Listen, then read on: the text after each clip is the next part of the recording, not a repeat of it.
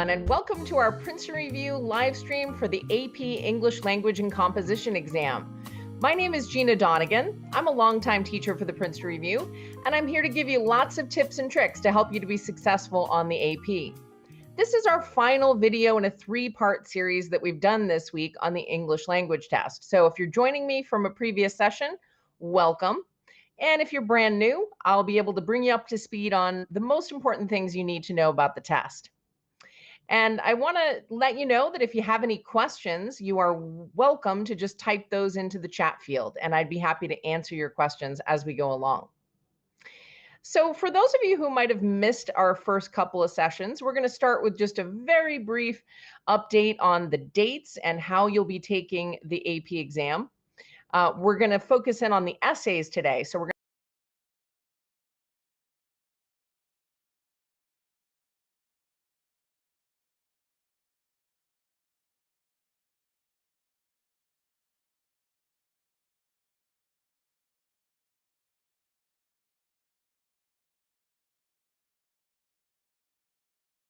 a little glitch in the audio and video there. I apologize. So today I'm going to give you just a quick overview of the dates and the formats for the AP. We're going to focus in on the essays, all three of them, so you can get some good strategies for those. And I'll also tell you more about how the Princeton Review can help you.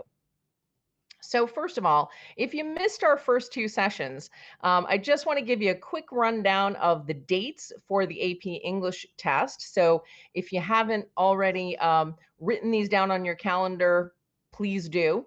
And specifically, we're talking about the AP English language test. There's another one called the literature test, but that's not the focus of this session. Many of you will be taking the test on Wednesday, May 12th. And so just keep in mind that that is strictly a paper and pencil test. So that's sort of the good old-fashioned AP, similar to what people took 2 years ago. But there are some additional dates and some additional formats. So if you're taking the AP on either Wednesday, May 26th or Monday, June 7th, there's a chance you might be taking the test in digital form. And we talked in detail in our first session about the important differences between the paper test and the digital test. So if you don't know much about the digital test, you might want to go back and review our first session.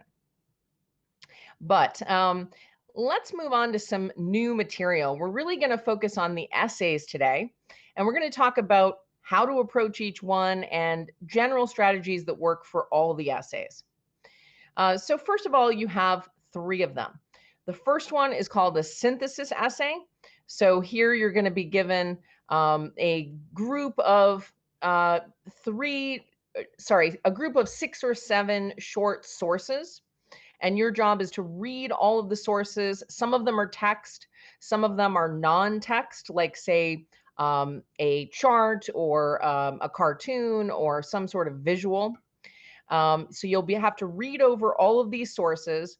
You'll be asked a question, and you'll have to formulate an essay that answers the question by incorporating some of the sources. The second essay is called the rhetorical analysis essay. So this one asks you to analyze rhetorical techniques that an author might have used in a text. These are things like word choice or how certain points were organized, and also things like style and tone. And you have to analyze how those techniques helped the author to accomplish a certain purpose. So these passages are fairly long, and they are going to be nonfiction, either a speech or taken from a book or article. And the author has some sort of opinion and some sort of purpose. So it's going to be important for you to focus on that. And then the third essay you're asked to write is called the argument essay. So the argument essay will give you a claim or an assertion, and your job is to argue a position based on that. Generally speaking, you can either agree, disagree, or take some sort of middle of the road or nuanced approach to the prompt as you wish. And the most important thing is you have to prove your point based on your own knowledge, experience, or reading. Now, remember, you have a big block of time in which to do all of these essays. So it's up to you how you budget your time. But I would suggest that you spend roughly the same amount of time on each essay. That way, you won't be rushed on any one of them. Chances are you've been doing some practice with essays in your English class already. It is good to do plenty of timed practice. And if you're taking the paper and pencil test, it's really useful to handwrite your essays because that's what you'll be doing on the real exam. But if, on the other hand, you're taking the digital test, try to do at least some of your essays typed on a computer because, again, that's going to be closer to your experience on the exam. Probably your English teacher is giving you good feedback on your essays, but I'll tell you a little bit about Princeton Review tutoring later on in this session if you want another source of good feedback. So let's first start with the synthesis essay. The synthesis essay is the first one that you're given, and it tends to eat up the most time simply because you have a lot to read. Now, it's good to know that there's a reading period built into the time allotment for the essays. So you should have plenty of time to do all the reading that you need to do. And the College Board has created scoring rubrics for every one of the essays. And these sometimes look a little dry and boring, but they are really useful to us because they give us a sense of what we need to accomplish to get a great score. The maximum score on these essays is a 6. So let's take a look at what the College Board tells you you need to do to get a perfect score of a 6.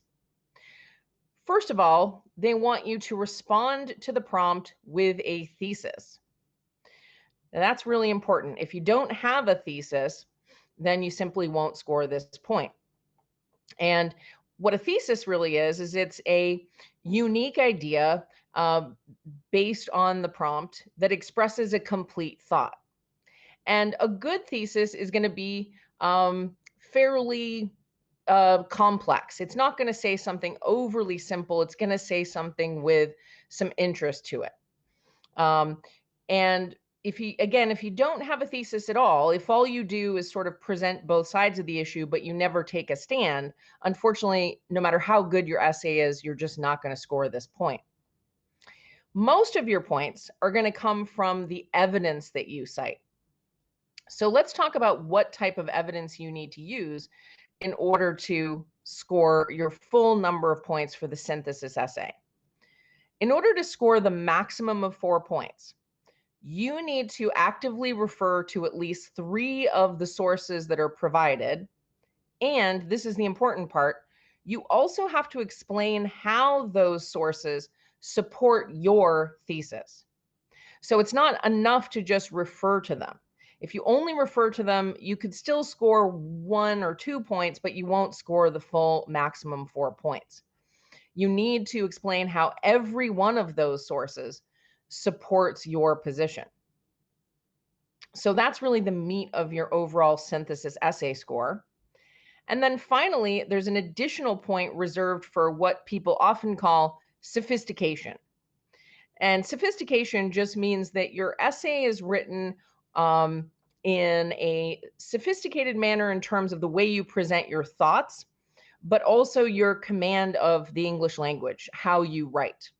So if you can do things like use good vocabulary, slightly complex sentence structure, but also present your ideas in a way that shows you've looked at all aspects of the issue, right? Part of getting the sophistication point is to look at the other side. So these are where all of our points are coming from. So if we just kind of summarize what's in that rubric, it comes down to 3 basic things. You have to pick the best sources to back up your position. Now, keep in mind, your position or your thesis does not necessarily need to represent your true opinions about the issue, right?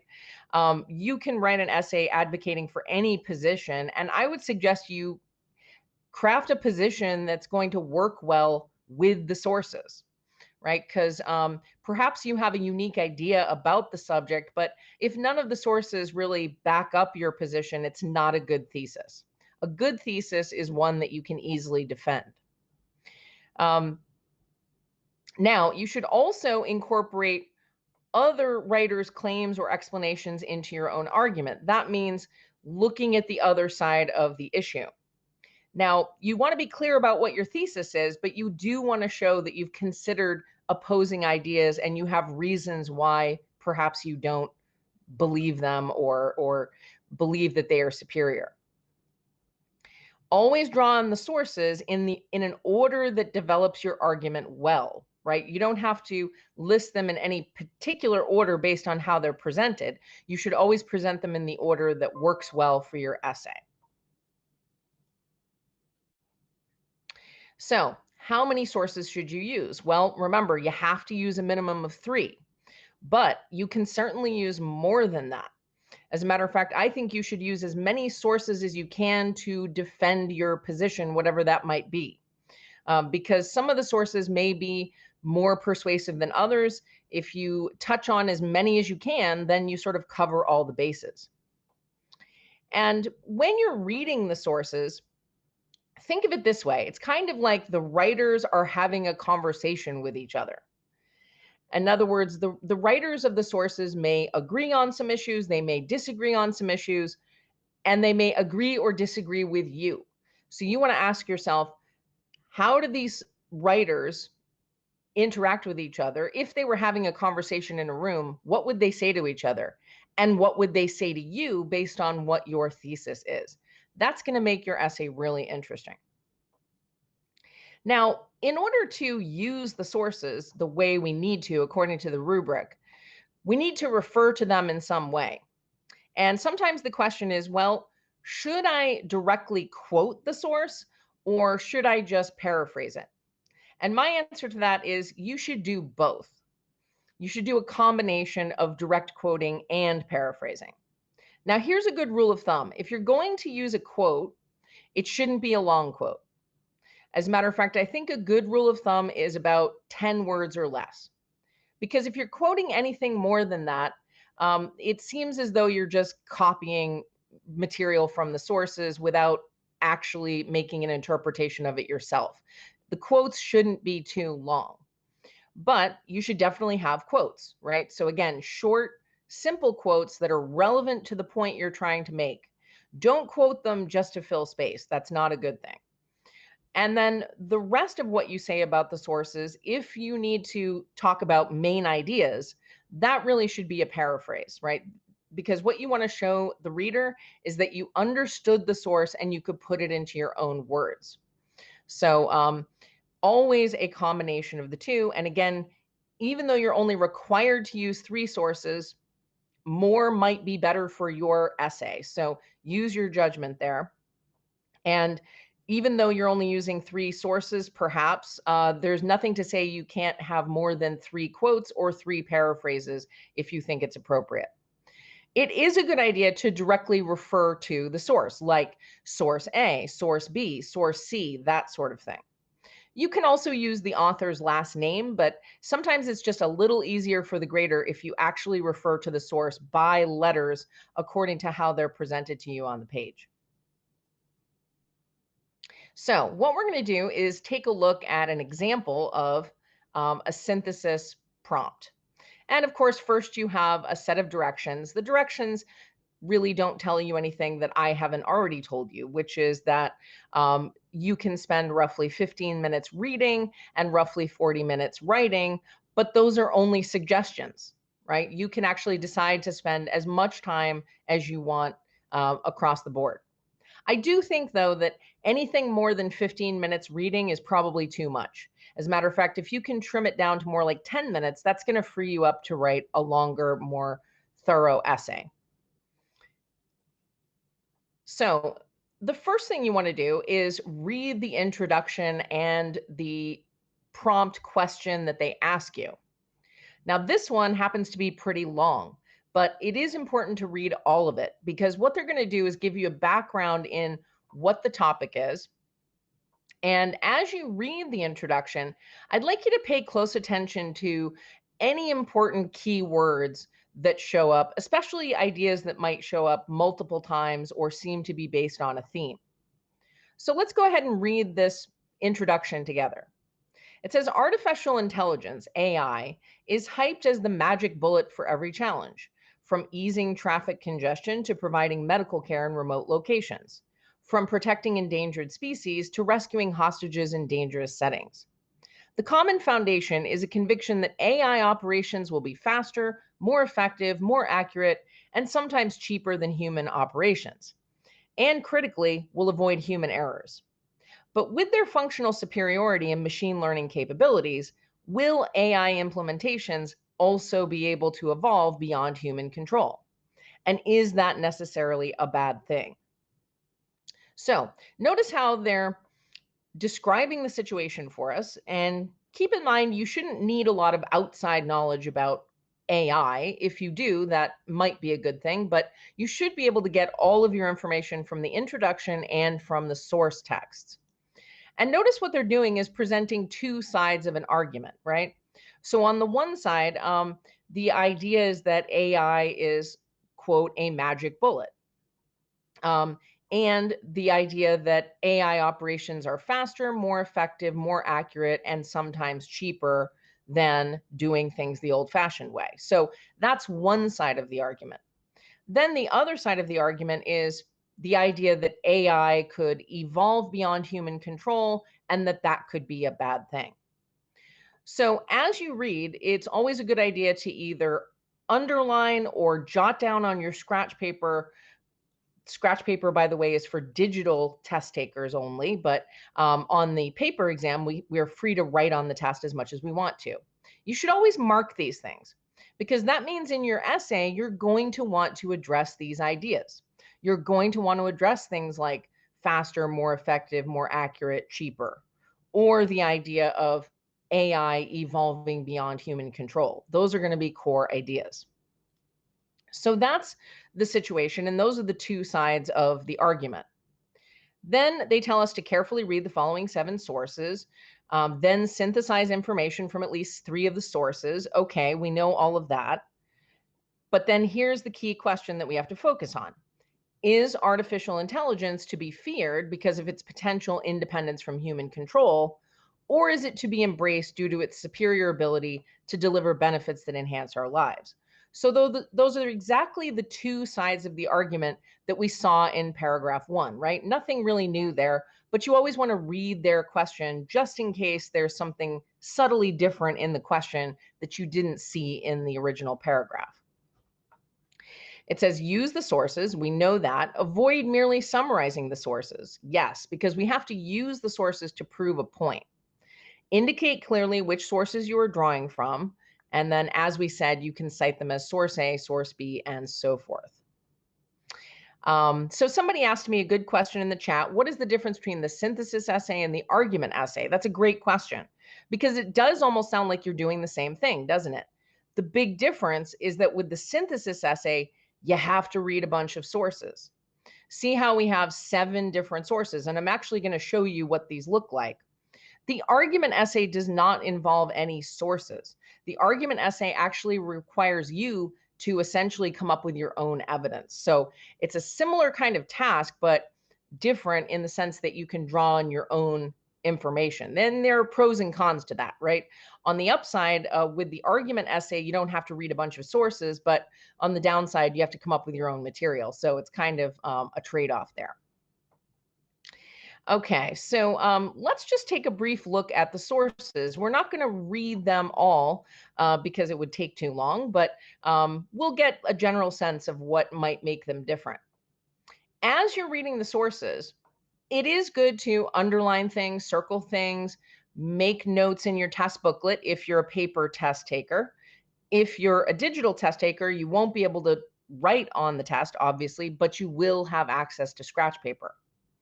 However, I want to caution you against underlining too much, right? If you're underlining whole paragraphs or, multiple sentences, you're probably underlining too much. You really just want to focus on what you think are the most important ideas and the ones that might play into your position on the issue.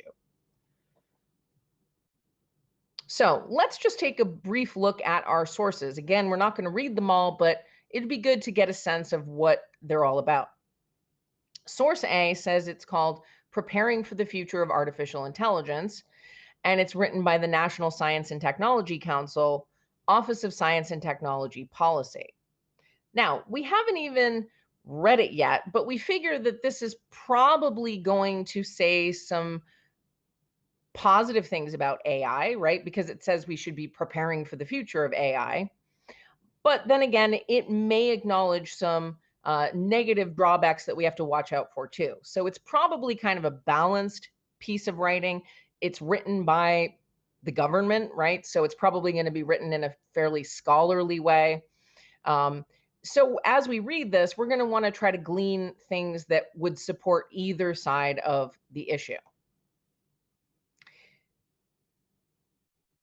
And it's a fairly long one.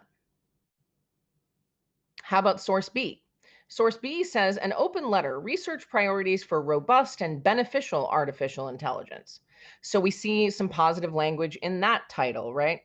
Um, the author thinks that it has the potential to be beneficial.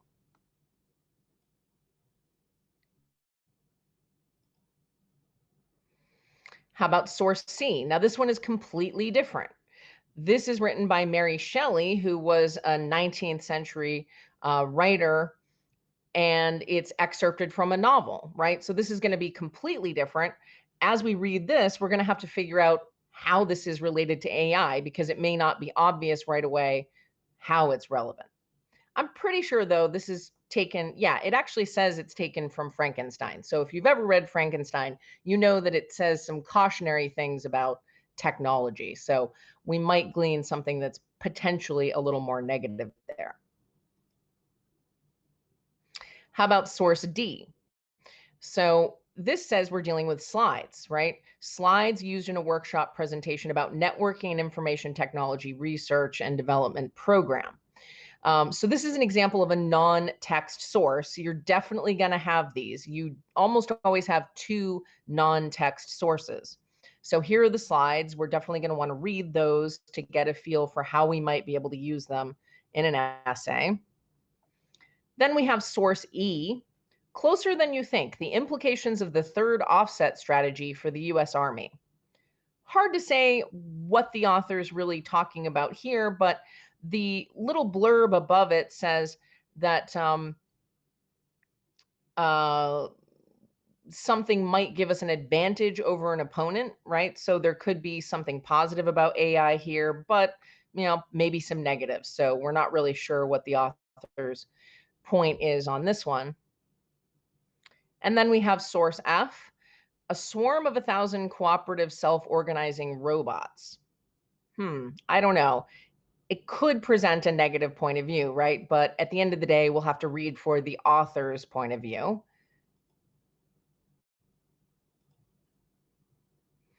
And then source G is, again, a non-text graphic.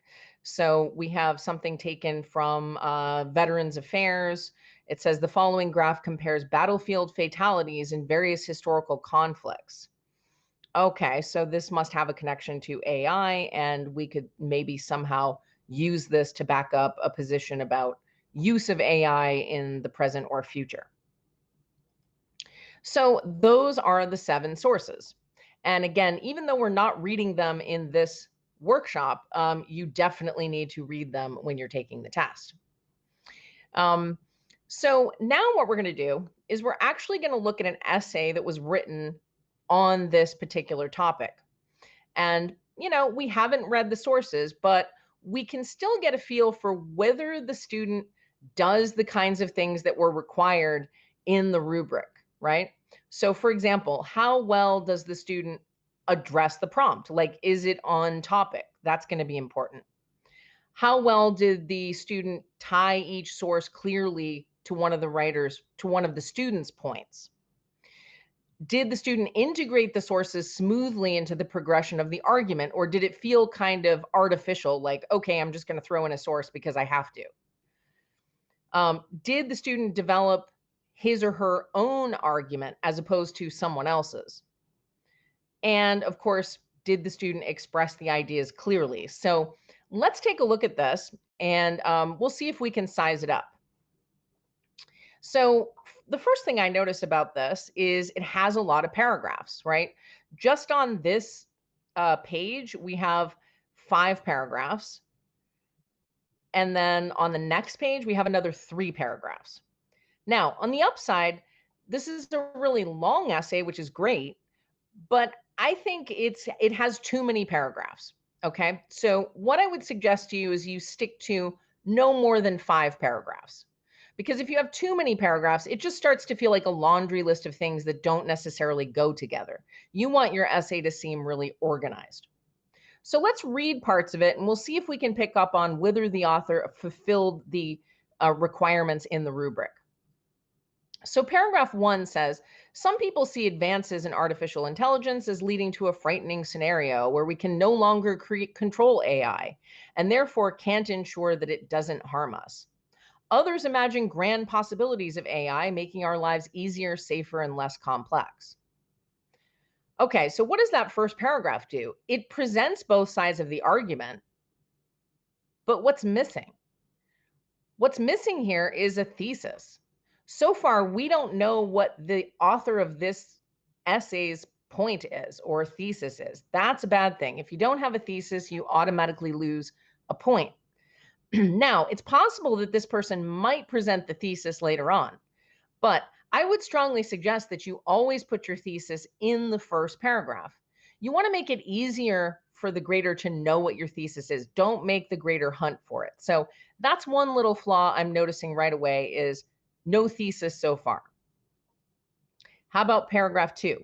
We are just now discovering the potential benefits of AI applications. Source A lists several benefits: medical treatment, less traffic congestion, ways to address social problems. The same source suggests environmental benefits too, protecting animal habitats and monitoring climate change. In general, source A is optimistic about how AI can improve people's lives. Well, what's good about this paragraph? It does a really good job of summarizing what source A is about. But remember, you have to do more than that to get a high score.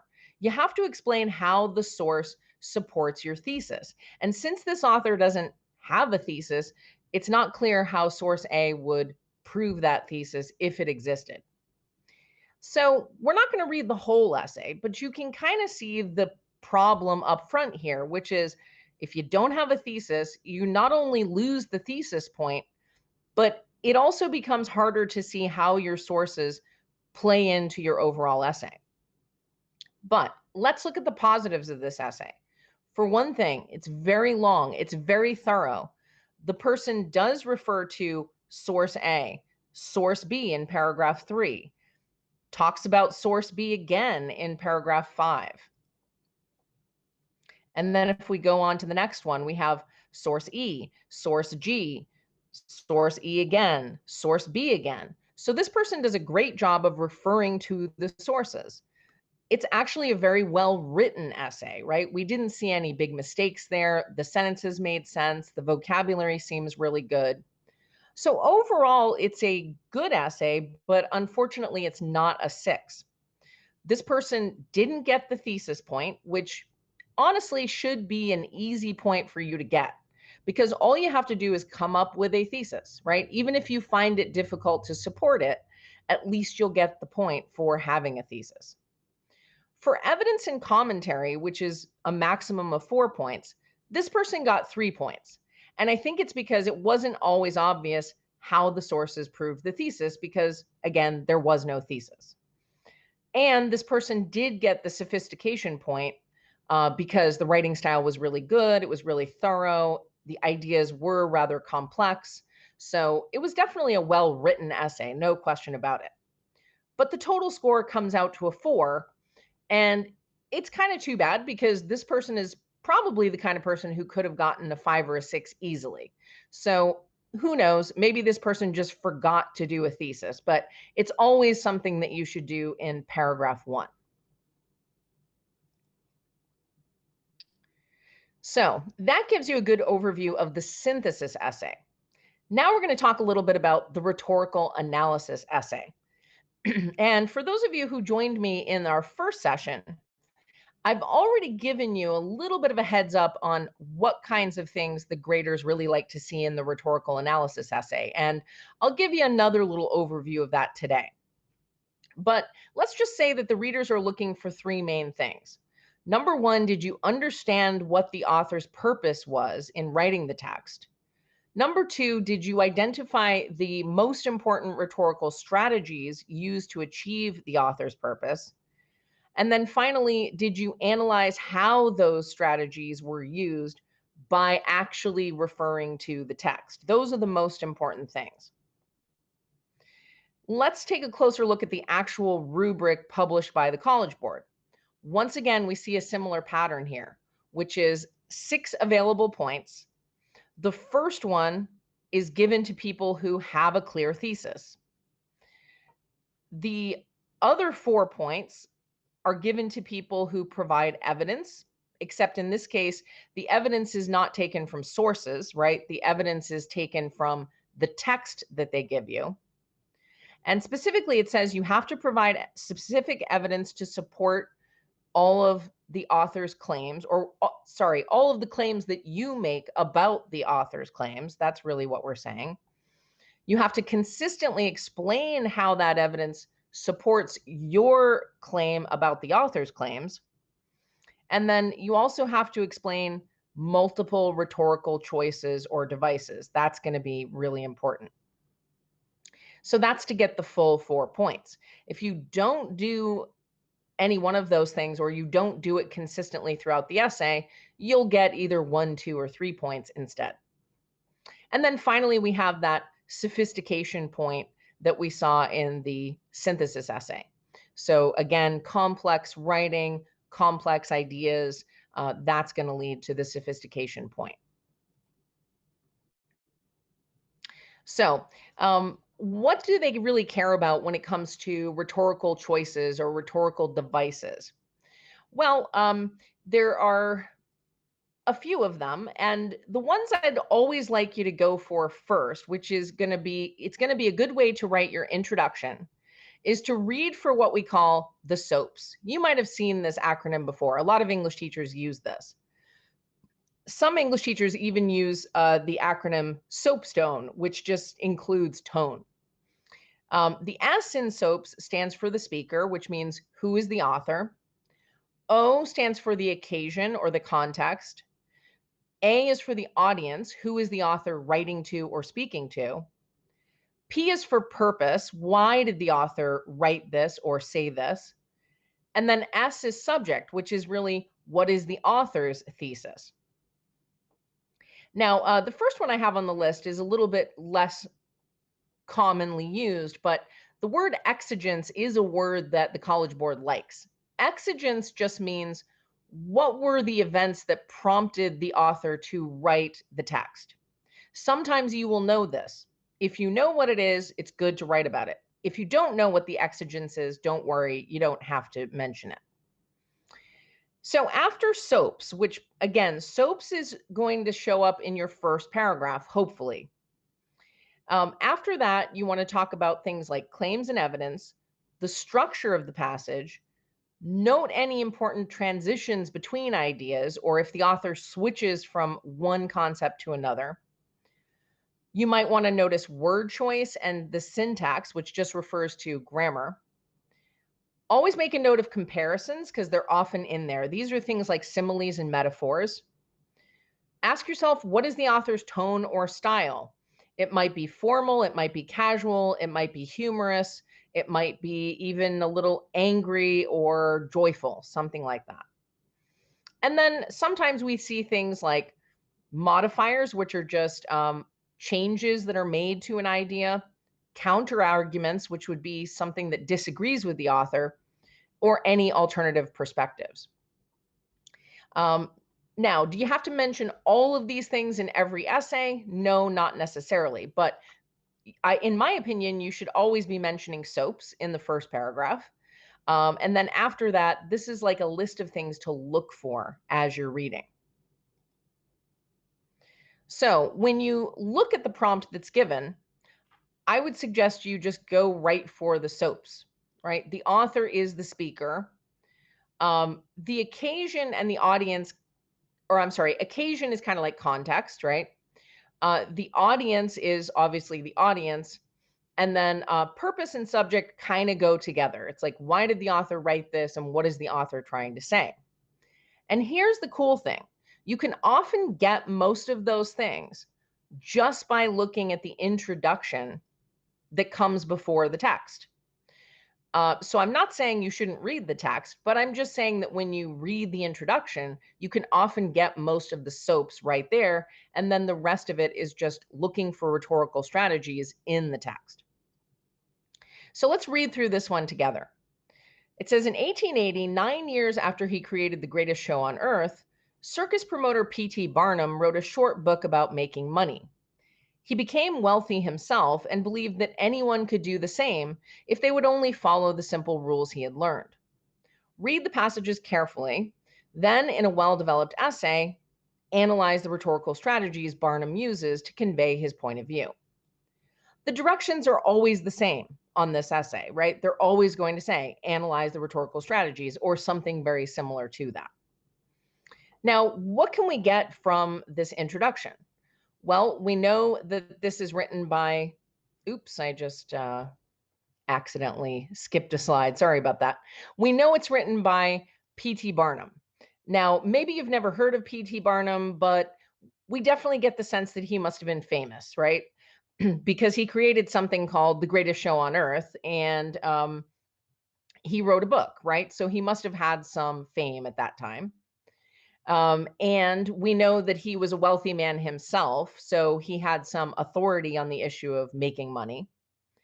Now, what was his purpose? His purpose was anyone can make money if they follow simple rules, right? So, audience isn't specifically mentioned here, but we could take some guesses as to his audience, right? First of all, we could guess that the people he's writing to are probably not wealthy because he's writing a book about how to make wealth. The people he's writing to probably admire him as a celebrity or just a wealthy entrepreneur.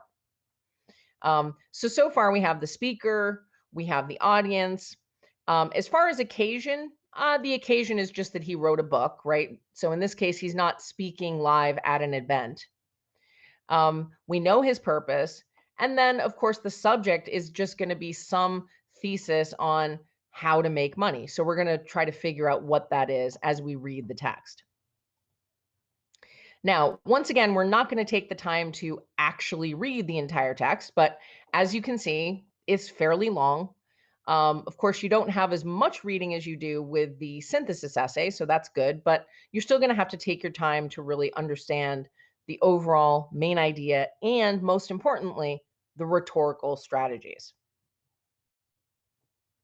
So this one happens to be actually 2 pages, fairly long paragraphs. So now, once again, what we're going to do is we're going to take a look at an essay that was written on this topic. And we'll try to, again, figure out what's good about this essay or what might not be so good. And again, we want to think about the points, right?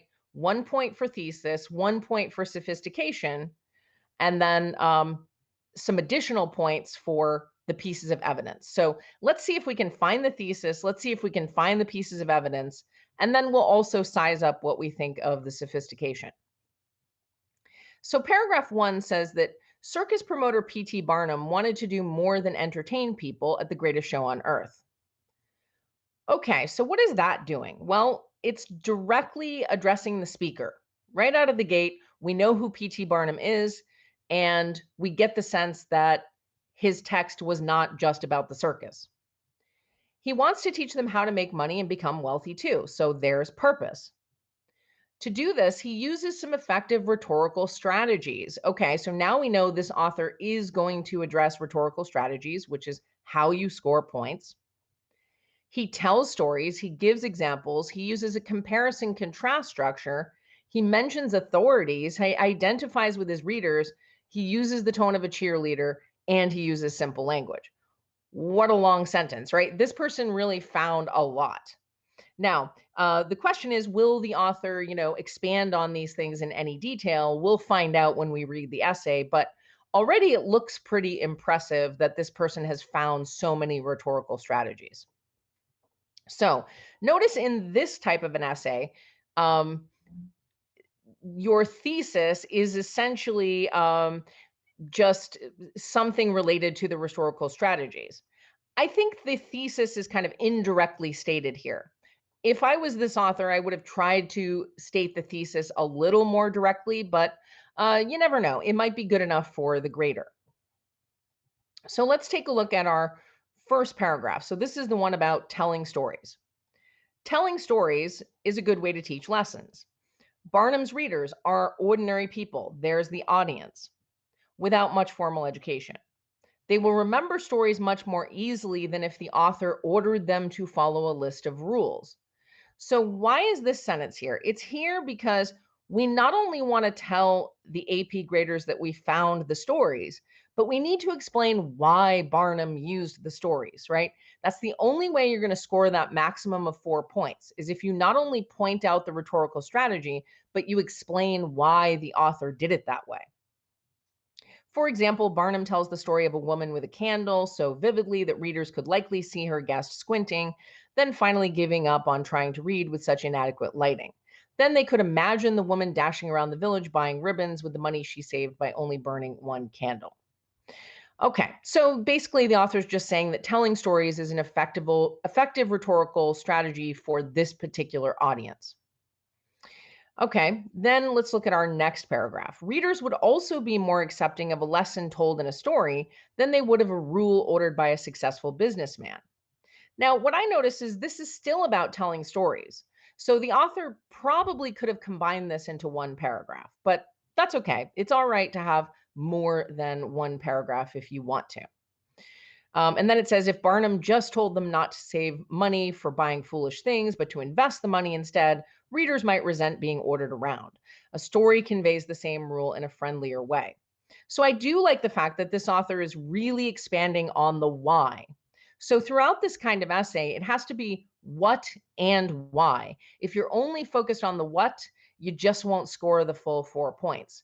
If you're always going back to the why did the author say it this way, or why did the author use this rhetorical strategy, you're much more likely to score your full 4 points. Okay, now paragraph 4, the author gives other examples. So that's referring to something that was mentioned in paragraph 1, right? So far we have stories and examples.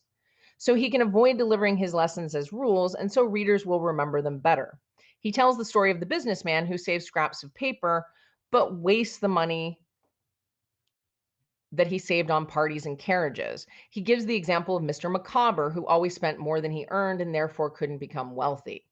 Now, I like the fact that this author is referring to one of the examples very specifically because it shows that this writer understood the example and understood the significance of the example. And here we have the significance of the example. The author compares Mr. Micawber's practice with a contrasting habit of spending less than one earns, which leads to the ability to accumulate wealth. Okay, next paragraph, citing authorities. That's another one of those rhetorical devices. And we won't even read the whole thing here, but you get the idea, right? Citing authorities, and then it explains why the author cites authorities. Now, this little paragraph seems a little out of place. It seems like this could have been incorporated into another paragraph. It no doubt could have been incorporated into the previous paragraph. So again, don't feel as though you need to write more than 5 paragraphs, because sometimes when you go more than 5 paragraphs, it just looks a little disorganized. And then how about our last paragraph? Barnum used simple language to convey simple lessons. So that feels like another piece of evidence. There are no complex financial terms or concepts that would make his readers feel the book or Barnum's lessons were beyond their abilities. Spend less than you earn and invest wisely instead of spending foolishly are his two main messages. So there's the thesis, or the kind of purpose and subject. The rhetorical strategies he chooses ensure that these important lessons are understood and remembered by ordinary readers. Okay, so it's a pretty decent essay. But let's see if we can think of anything that might have been missing. Well, um, perhaps a little bit more about the purpose, right? We had some references to the audience. We had almost no references to the context. Now, what would the context be? The context might be, say, the kinds of lifestyles of the people at that time who, why this message would have appealed to them. Like, okay, this is in the 1880s when there were a lot of poor people. So something like that could have made it a little bit stronger. We didn't read the part about Benjamin Franklin, but the author did actually refer to Benjamin Franklin, and it's not really clear what that was an example of. So that was a little bit of a flaw here. Um, the introduction really should have established more of P.T. Barnum's expertise or ethos. That means, why is P.T. Barnum such an authority figure on acquiring wealth? That was kind of missing here. And you might have also noticed that the writing style in this essay was maybe a step lower than the first essay that we read. So this person probably wouldn't get the sophistication point. But I still think this essay is a 5 because this person did a much better job of um, presenting evidence, explaining it thoroughly, and had basically a thesis. Although, again, I think it could have been a little bit more clear in the introduction. So you don't have to be the world's greatest writer to score a 5, right? Because that sophistication point is only 1 point. If you have a thesis and you do the best job you can to support it, you can still easily get a great score. Now, let's just briefly talk about the argument essay. Somebody mentioned here earlier that the argument essay is rather similar to the synthesis essay in the sense that you're still being asked to, number one, take a position. Number two, develop an argument. Number three, support the points in your argument with evidence and provide plenty of commentary. So it's kind of like the synthesis essay, but the big difference is you're not reading sources. You are simply given a topic, and your job is to take a position on that topic and use your own experience, knowledge, reading, observations, whatever you can come up with to try to prove your point. So on the upside, you don't have to read all the sources, but on the downside, you do have to come up with your own material, which can sometimes be a little tricky. So let's take a look at the rubric. Once again, it looks very familiar, right? First of all, you have to have a thesis. To get the 4 points, you have to provide specific evidence and explain your evidence. And then there's that sophistication point again. So basically, all of these essays are scored in almost the same way, right? The only thing that's different is the synthesis essay is a little more specific because it requires you to draw upon 3 or more sources. But other than that, these essays are basically all the same in the way they're graded. Let's take a look at an example of a prompt. I don't think we'll have time to actually look at an essay, but we can definitely take a look at a prompt and think about, what you have to look for when you're reading the prompt. So they're going to give you a little bit of background on the subject matter. So this one says, in utilitarianism, John Stuart Mill promoted a theory of morality that postulated the creed, which accepts as the foundation of morals, utility, or the greatest happiness principle, holds that actions are right in proportion as they tend to promote happiness, wrong as they tend to produce the reverse of happiness. By happiness is intended pleasure, and the absence of pain by unhappiness, pain and the privation of pleasure. Now, in case that quote seemed a little confusing to you, the good news is they summarize it for us. So they tell us that Mill argues that happiness is the foundation of morality and that pursuing one's own happiness will necessarily lead to an ethical society for all. Write an essay that argues your position on, here it is, the extent to which Mill's claims are valid. So again, Mill's claims are that happiness is the foundation of morality. Pursuing one's own happiness will lead to an ethical society. And then, as always, they tell us to use appropriate examples. So just like we did in other essays, we want to focus on key words that they're bringing in here, like number one, happiness. You might want to define what happiness is in your essay because not everyone necessarily agrees on what that is. How about morality? There's another key term that some people might disagree on. And then what about this concept of an ethical society or an ethical society for all? That may be a little different from, just pursuing one's own happiness. So always focus on the key terms. I think it's fair to say that in any argument essay, you should be defining at least one key term because it shows the grader that you're paying attention to those terms. And it also just allows your essay to be more clear because the grader knows what you're actually talking about. And in this case, we're talking about fairly general ideas, happiness and morality. Um, so let's see, we're starting to run out of time here, but I think I may have time to just show you a little bit of a sample essay. And so right off the bat, I'll say that this essay is fairly short, but it is written in a fairly sophisticated style. First, the author refers to John Stuart Mill's work. It tells you what theory the author advances. Notice this person's not just directly quoting the text that was given. This author is, paraphrasing it a little bit too, and especially after the quote. And then what I like about this essay is it has a really strong thesis. So it says Mill's claim is flawed in that it assumes hedonism will inherently try to bring positive results. So there's no doubt about what this author's thesis is. And then, of course, the rest of the essay is going to try to prove that Mill's claim is flawed. This essay, by the way, is definitely at least a 5, maybe even a 6. The only downside to this essay is that it's a tiny bit short. So if we had time, we'd read more of it. But by the way, you can find a lot of these sample essays in a book that we published by the Princeton Review. You can find it at any bookstore. It's called Cracking the AP English Language and Composition. And the cracking books look just like these. Actually, the editions you'll find at the bookstore are 2021 editions updated for this year. So if you have any additional questions, just let me know. You're also welcome to email me at any time if you want to talk about this in more detail. And I would also encourage you to go to princetonreview.com to find out more about what we do at the Princeton Review.